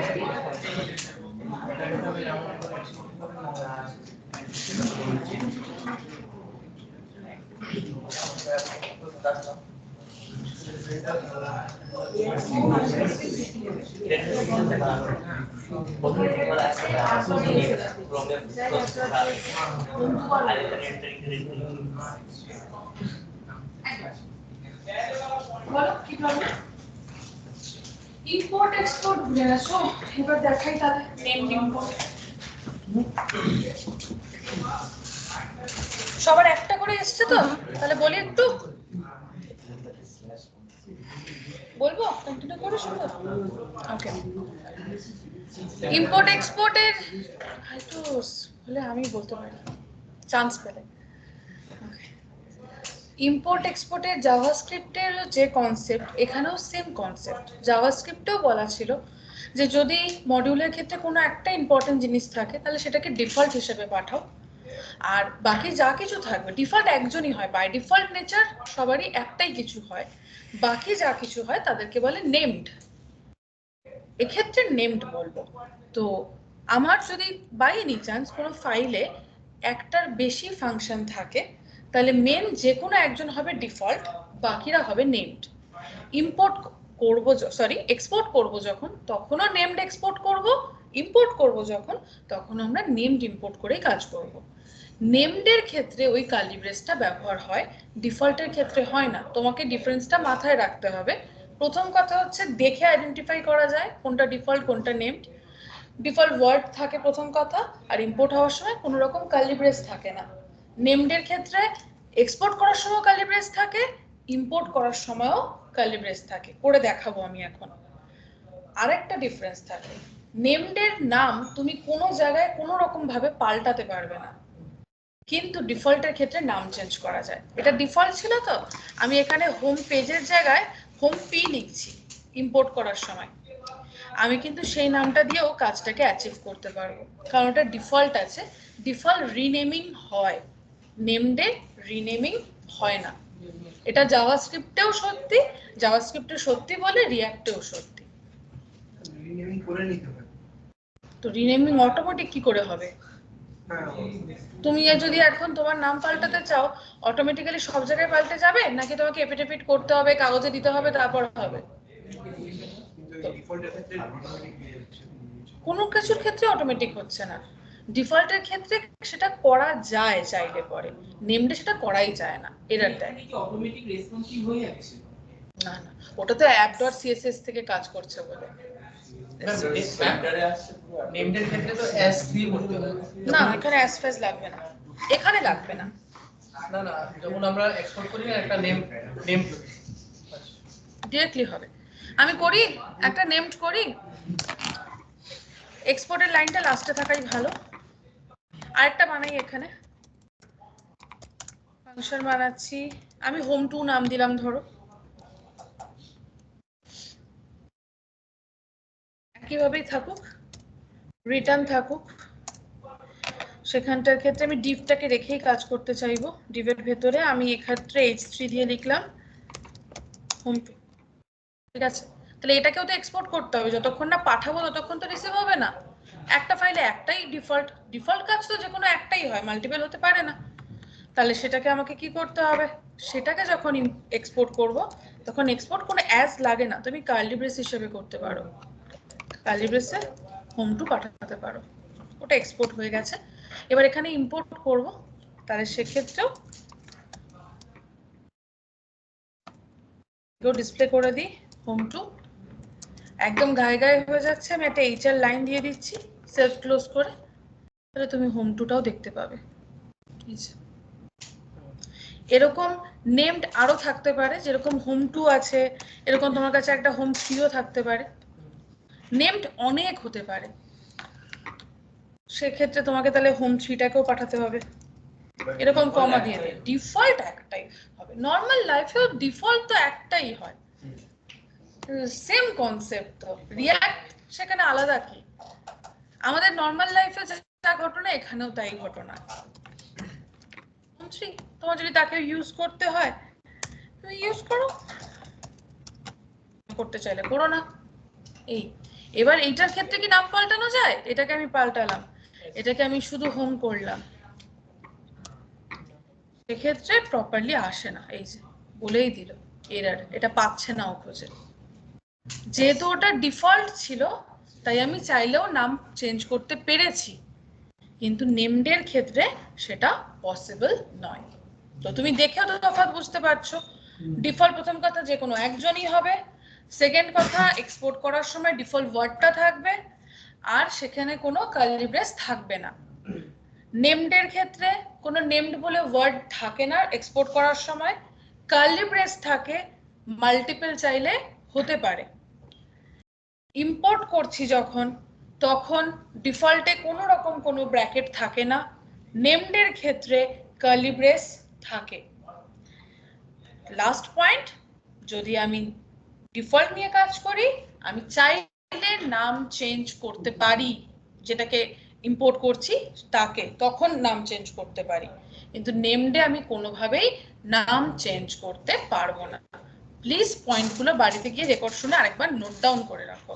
আর তুমি আরেকবার রেকর্ডটাকে দরকার হলে দেখো, সুদীপের মনে হচ্ছে এখনো ডাউট রয়েছে, আরেকবার রেকর্ড দেখো, দেখে বলতে হলো এখানে লাগে না। রিঅ্যাক্টে লাগে না। ইনফ্যাক্ট তুমি যদি এই প্রসেসটা এখন জাভাস্ক্রিপ্টেও করো সেখানেও কোনো প্রবলেম নেই, মানে জাভাস্ক্রিপ্ট এখন এটাকে নিয়ে কাজ করতে পারে। একটা সময় লাগতো ওরকম এক্সপোর্ট অ্যাজ, এখন আর লাগে না, আর রিঅ্যাক্টে কোনোদিনই লাগে না। যেটা ওই ডিপ দিচ্ছেন না, ওটাকে কি ফ্র্যাগমেন্ট করা হয়? না, ফ্র্যাগমেন্ট আলাদা জিনিস, কনসেপ্ট আছে তার। ম্যাম এখানে আমি ডিপ না দিয়ে ওই ফ্র্যাগমেন্টের সাইনটা ওটা একটু দিল্লি বহুত দূর আছে, আমাকে একটু যেতে দাও আস্তে আস্তে, সব অ্যান্সার পাবে। ম্যাডাম বলছি প্রত্যেকটা জাভাস্ক্রিপ্ট ফাইলের ক্ষেত্রে কি একটা করে ডিফল্ট থাকতে পারে? তো ডিফল্ট নেচার মানুষের কটা হয়? এবার আমি ধরুন 3টে জাভাস্ক্রিপ্ট ফাইল তৈরি করলাম আলাদা আলাদা কম্পোনেন্ট, তার প্রত্যেকটার একটা করে ডিফল্ট ভ্যালু, যেটা অন্য একটা জায়গায় আমি এক্সপোর্ট করছি সেখানে তাতে কি হয়েছে? তোমার লোকালি ডিফল্ট ওটা। তুমি এখানে যে মানুষরা এখানে এতজন আমরা বসে আছি, প্রত্যেকের একটা করে ডিফল্ট নেচার আছে, তা বলে কি এখানে অ্যাডজাস্ট করতে তাদের অসুবিধা হচ্ছে? ওইখানে কেউ কি ওটা মানে ধরুন যে আমি হোম 1 হোম 2 হোম 3 করলাম, সে তার মতো করে অ্যাডজাস্ট হয়ে যাবে। ফাংশন হবে এবারে অ্যাপ ডট আমি যখন ওটাকে এক্সপোর্ট করছি তো 3টে আমার ওখানে তো 3টে ডিফল্ট দিয়ে হয়ে যাবে। অ্যাপ ডটে কোনো এক্সপোর্ট করছি না আমরা, অ্যাপ ডটে ইম্পোর্ট করছি। হ্যাঁ অ্যাপ ডটে ইম্পোর্ট করছি, তিনটা আলাদা করে ইম্পোর্ট হবে। যেটা নেম ইম্পোর্ট করছি সেটারও তো ইম্পোর্ট করার পরে নামটা তো চেঞ্জ করতে পারি, দরকার হয় না, সেটা দরকার হয় না এখানে। মানে অ্যাকচুয়ালি ওরা ইম্পোর্ট অ্যাজ বলে এখানে আর কিছু লাগবেই না, এখানে যেটা লাগে এই প্রসেসটাই শুধু লাগে। আমাদের নেম নিয়ে খুব একটা কাজ হবেও না, এখন রিঅ্যাক্ট ডিফল্টে কাজ করতে চায়। আমি ওইটাই বলছিলাম তখন। আমি অ্যাজটা আগে ভাবছিলাম, আগে না পরে পরে নামে পরে- পরে এটা এর ভেতরে হতে পারে, এখানে হয় কাল্টিভেশন ভিতরে সেটা হয়, বাট দরকার হয় না। দরকার কিছু খুব রেয়ার ক্ষেত্রে আমাদের লাগবে, সেটা করব রাউটিং এর সময় করব, না করলেও কিছু যায় আসে না।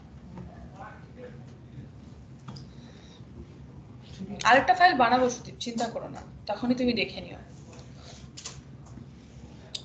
সবার যদি জায়গাটা দেখা শেষ হয় তারপর আমি বলবো আবার।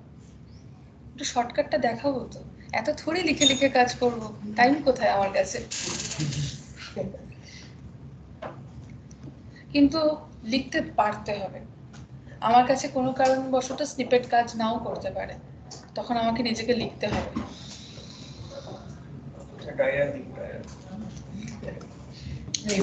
স্নিপেট একমাত্র ভিএস করে কাজ করে, বাকি কোথাও করবে না।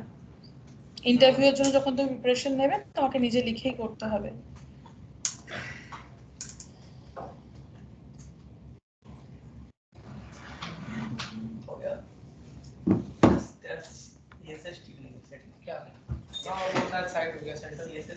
नहीं नहीं, वो उसने क्लास नेम ऐप शायद डिलीट कर दी। क्लास नेम ऐप में टेक्स्ट अलाइन सेंटर किया हुआ है, वो ठीक ही है basically.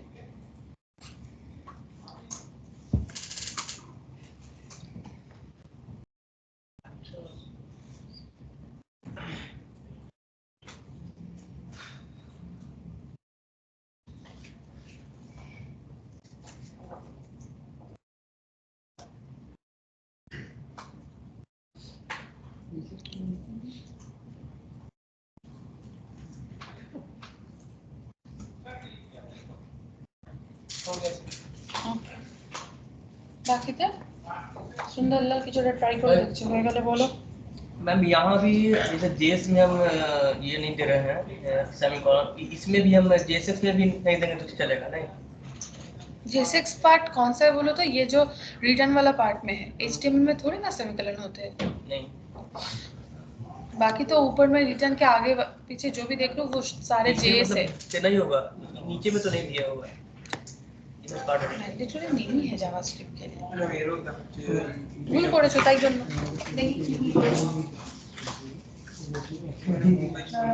Home page is not defined, that mean you haven't imported it. তুমি এখানটাতে লিখেছো হোম পি, কিন্তু এখানে কাজ করাচ্ছ হোম পেজ।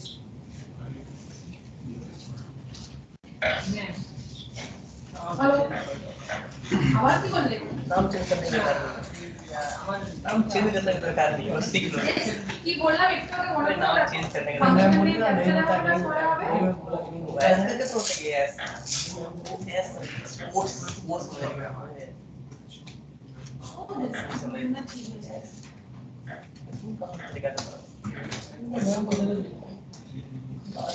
শুধু ইম্পোর্ট করলে তারপর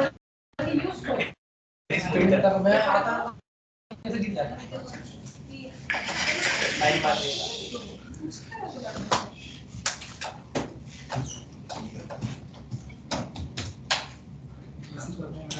छुट्टी करेंगे मैम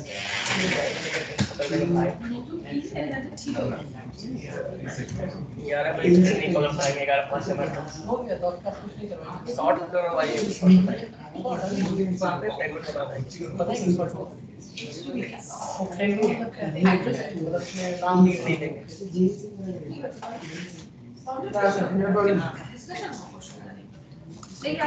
नाम नहीं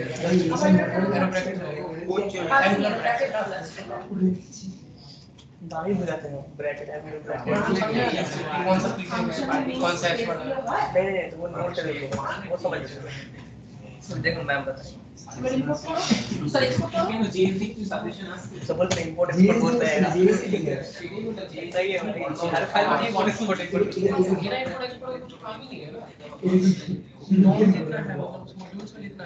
सब इंपोर्ट एक्सपोर्ट इंटरनल लिंक है बोल के काम कर रहा है रेट ऑफ रेट का आगे होता है कौन रेट एक्सपोर्ट यूज करना होता है और कुछ किया देखना पड़ेगा आपके पास मिला आज भी थैंक यू আচ্ছা বলে বলি হয়েছে সবার সব ডিসকাশন কন্টিনিউ হতে থাক ডিসকাশন হওয়া ভালো জিনিস যদি পজিটিভ ডিসকাশন হয় তারপর ওই তুই দেখিসনি আমি দেখেছি যে একটু আগে শুনে এলাম এরকম বলে লাভ নেই এবার কথা হচ্ছে এত ফাংশন এত কিছু এবার তো বড় বড় কাজ হবে সেখানে এত কিছু লিখবো কেন ফাংশনটা বানিয়ে দিক না ও আমাকে তার জন্য যেটা লাগবে সেটা হচ্ছে স্নিপেট সেটা ভিএস কোড দেয় অন্য কোনো এডিটর দেবে না সাবলাইম বা কিছু স্নিপেট মিন্স এক্সটেনশন তো সাবলাইম বা এগুলোতে কোনো রকম কোনো এক্সটেনশন থাকে না তাহলে আমি যেরকম নিজে নিজে লিখতে পারছি বা তোমরা এখন যেরকম নিজে নিজে লিখতে পারছো এই অভ্যাসটা ভুলে গেলে চলবে না এই অভ্যাসটা রাখতে হবে মাঝে মাঝে নিজেকেও একটু বানাতে হবে স্নিপেট করে দেবে এটা ঠিক কথাই কিন্তু তা সত্ত্বেও নিজের অভ্যাসটাও যেন থাকে তুমিও যেন কোনো কারণে ফাইল ফোল্ডার পাথে প্রবলেম কারণ স্নিপেট অনেক সময় প্রবলেম করে হয়তো ঠিক করে আসছে না সাজেশন তখন তুমি সাজেশন ডিপেন্ডেন্ট হয়ে গেলে তুমি নিজে লিখতে পারবে না এরর সলভ করতে পারবে না তাহলে আমাকে নিজেকেও লিখতে জানতে হবে সেটা প্র্যাকটিস থাকতে হবে হাতে লেখা খুব ভালো জিনিস আছে চলতে থাকে তো হ্যাঁ এটা তো ফাংশন বানানো এটা তো আর লজিকের সেরকম কিছু নেই আচ্ছা তাহলে এই ক্ষেত্রে ওই সুদীপের অ্যানসারটাও হয়ে যাবে যদি আরেকটা কম্পোনেন্টে ডিফল্ট থাকে তাহলে কিভাবে হবে স্নিপেটটার নাম হচ্ছে আমরা রিঅ্যাক্ট স্নিপেটই ইউজ করব তুমি সার্চ করতে পারো এই এক্সটেনশনে যদি যাও লিখো রিঅ্যাক্ট স্নিপেট আমি এইটাকে ইউজ করি অনেকগুলো আছে ক্লাসে আমি বলবো সবাই সেম ইউজ করলেই ভালো যদি না তুমি সেটার ব্যবহার ভালো করে জানো আমি এইটাকে ইউজ করি ES7 প্লাস রিঅ্যাক্ট রিটাক্স এটাই বেশিরভাগ লোক ইউজ করে কারণ বেশ ইজি ইউজ করাটা জাস্ট এটাকে গিয়ে ইনস্টল করে নাও এনেবল আমার তো ইনস্টল আছে তোমাদের ইনস্টল অফিসের মেশিনে হয়তো থাকলেও থাকতে পারে ইনস্টল করা বাট বাকি মেশিনগুলোতে ইনস্টলটা করতে হবে দেখো রিঅ্যাক্ট স্নিপেট বলে সার্চ করলেই পেয়ে যাবে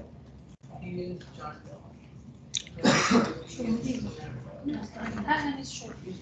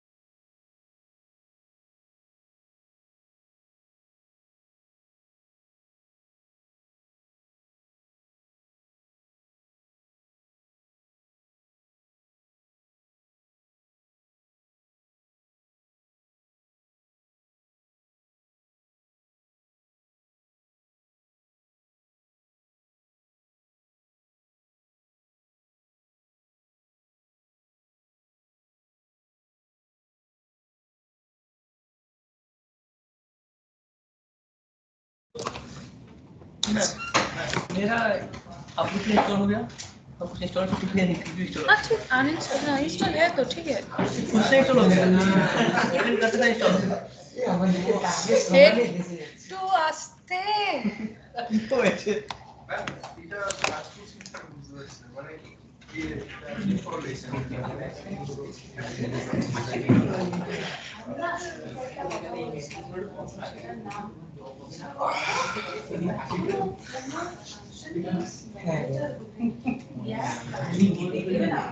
अरे कहाँ हुआ था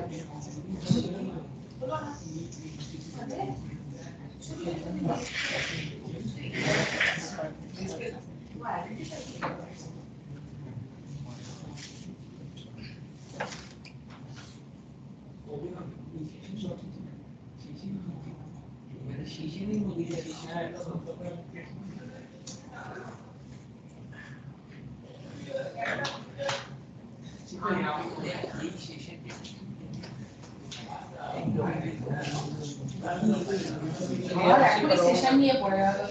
আগে রিয়াক্ট সেশনটা सीखने হতো। वाले ना হ্যাঁ বাট অ্যাকচুয়ালি প্লেসমেন্ট সেলতে জেনে রাখাটা ভালো। আলটিমেটলি তো দিনের শেষে ওটাই লাগে। हमने दादा হ্যাঁ हमने दादा বলি আর একটুখানি বলেই ছেড়ে দেবো। স্নিপেট আনইনস্টল হলো, এটা বন্ধ করলাম, ব্যাক করলাম, কম্পোনেন্ট বানাচ্ছি। হ্যাঁ, এবার অ্যাবাউট বানাই। তুমি স্মলে বানাতে পারো। কম্পোনেন্ট নেম বা ফাইল নেম সাধারণত ফোল্ডার নেমটা স্মলটা দেওয়াটাই উচিত, বাট তুমি যদি মনে করো ফাইল নেম ক্যাপিটালে দেবে এমনিতে অসুবিধা নেই।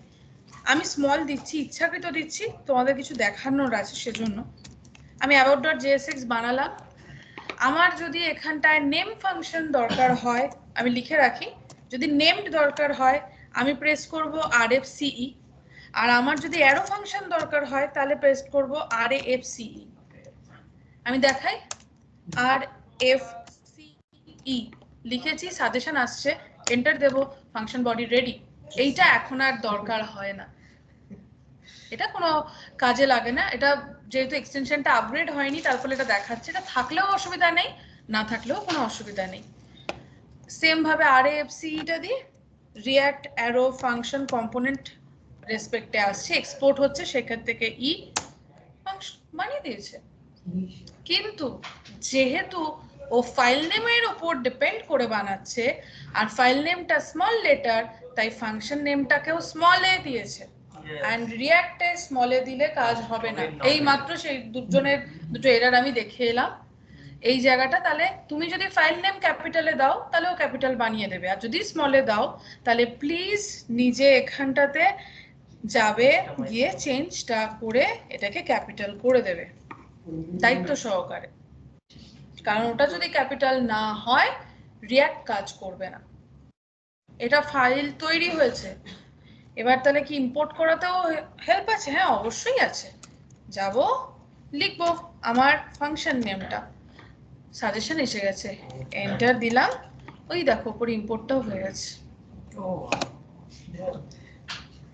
ব্রাউজারে এখন সবই থাকবে, আসবে, এই যে অ্যাবাউট আসছে, সব অটোমেটিক আসবে। কি হয়েছে সুদীপ, বলো কি প্রবলেম? ওই যে মানে ওই অ্যাবাউটের পর ইকুয়াল টু আছে ওটা অ্যারো ফাংশন তুমি শেখোনি? অ্যারো ফাংশন তো এরকম শিখেছিলাম, কিন্তু অ্যাবাউটের পরে যে ইকুয়াল টু তার মানে প্যারেন্থেসিসের মাঝে তুমি অ্যারো ফাংশন যা করেছো এটা তো অ্যারো ফাংশনেরই সিস্টেমে লেখা আছে বাবা, সব শেখানো হয়েছে। অ্যারো ফাংশন আর অ্যানোনিমাস ফাংশন গেটে ফেলে হবে না। এটা মডিউল না, এটা ফাংশন, এটা অ্যানোনিমাস এর মধ্যে স্পেসিফিক্যালি এটা অ্যারো ফাংশন।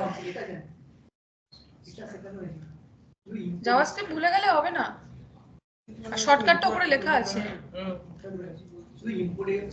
তুমি কলব্যাক ফাংশন করোনি, ফার্স্ট হায়ার অর্ডার ফাংশন করোনি, তো সেখানে সিনট্যাক্সটা কি?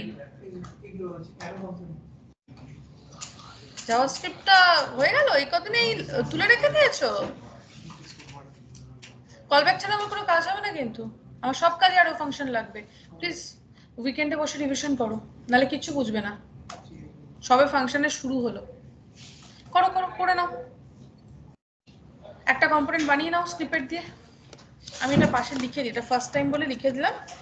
এটা হচ্ছে তোমার নেমড ফাংশনের জন্য, আর এটা হচ্ছে তোমার অ্যারো ফাংশনের জন্য। অ্যানোনিমাস ওইভাবে আলাদা করে ইউজ খুব একটা হয় না, এখানে মেইনলি ইউজ হয় অ্যারো ফাংশন। এবার যেটা তোমার ইচ্ছা, মানে ওরকম রিঅ্যাক্টের রুল নেই যে করতে হবে, আমরা অ্যারোটা বেশি ইউজ করি।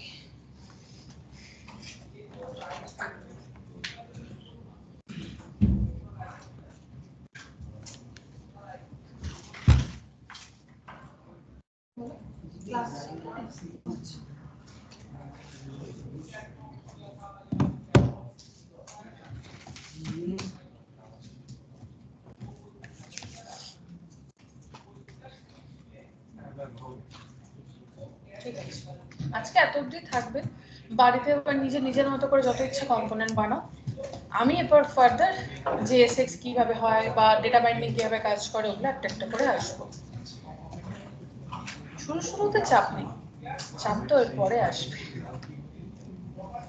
যেতে পারো, মেশিন শাটডাউন করে দিতে পারো, যদি ফাইলটা নেওয়ার হয় নিতে পারো, অথবা রেকর্ড আছে বাড়িতে, আমি বলবো আরেকবার করে নেওয়াটা ভালো, আরেকবার করে নেওয়াটা ভালো। আর নেক্সট ডে ইউনিফর্ম ভুলবে না। আই কার্ডের ছবি তোলা হয়েছে? ওটা তো অন্তত 7 দিন লাগে। তোমার 1 মাস লেগেছে? তখন বোধহয় মেশিনটা খারাপ ছিল, ওই সময় হতো। ম্যাডাম একটু বলে দিন ইকুয়ালটা না দিলে কি হবে? মানে ওরকম আরে অ্যারো ফাংশন কাজ করবে কি করে? অ্যারো ফাংশনের তো নিজস্ব কোনো নামই নেই, অ্যানোনিমাস তো। তো ওকে যদি আমি ভেরিয়েবলে স্টোর না করিও কাজ করবে কি করে? ফাংশনটা তো এইটুকুই, এইটা হচ্ছে ফাংশনটা, কিন্তু ওর তো নিজস্ব নাম নেই, তো ও তো অ্যাজ এ ভেরিয়েবল ট্রিট হয়, তো ওকে ভেরিয়েবলে স্টোর করব না। তুমি এত জটিল তথ্য সব দেখে ফেলছো আর এই বেসিক জিনিসগুলো বসে আছো, তাহলে কি করে হবে? এটা বেসিক একদম। সরি ম্যাম, আমি দেখতে পাইনি ফার্স্ট আপনি কনস দিয়েছেন, আমি ওটা ফাংশন ভাবে কাজটা করছি। নরমাল অ্যারো ফাংশন আছে, আর কিচ্ছু নেই। কিন্তু ডাইরেক্ট ইনপুট দেখাচ্ছে না। ওটা অনেক সময় স্নিপেট প্রবলেম হয়, ওই জন্যই বললাম যে একটু নিজে লেখার অভ্যাসটা রাখতেই হবে। ম্যাম ভুল করে ক্রোমটা বন্ধ করে ফেলেছো? ব্রাউজারে যাও, লোকালহোস্ট 2000 লিখে চলে আসবে। 24 ব্রাউজারে লোকালহোস্ট 3000 ব্রাউজারে লেখো। এটা কোথায় লিখছো? ও আচ্ছা, ওরে আগে ক্রোম খুঁজছো, ক্রোমটাকে নিচে পিন করে রাখো নি কেন? লোকালহোস্ট 3000 লোকালহোস্ট খোলো, ওই এসে গেছে। দেখি বুঝছো তো? বাইরে গিয়ে এবার আবার ভালো করে একবার রেকর্ডটাকে শুনবে, তারপর নিজে এরকম আরো 2-3টে কম্পোনেন্ট বানাবে। एक चीज ही मैं लगा वेरिएबल या एरर फंक्शन है হ্যাঁ বলো কি? फर्स्ट लेटर कैप्चर रखना না না, ওটা পরে ये चीज बोला चाहिए बस बाकी तो ठीक है লাইন নাম্বার 8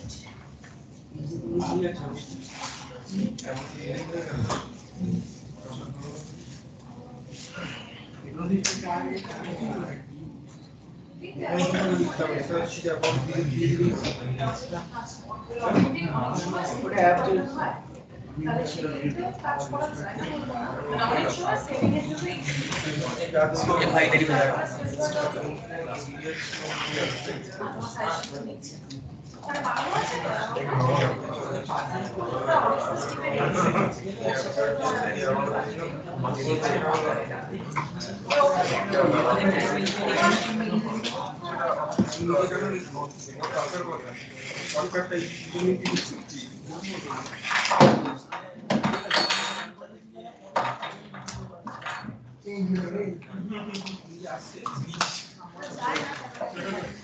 আবার কি বক্তব্য বলে দাও।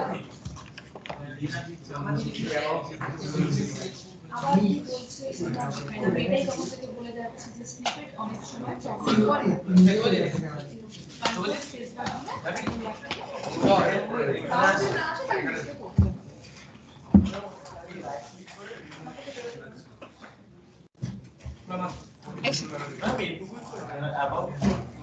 হ্যাঁ, এখনই যদি আমি বলি একটা প্রজেক্ট বানিয়ে দেখো তাহলে কি হবে বলো?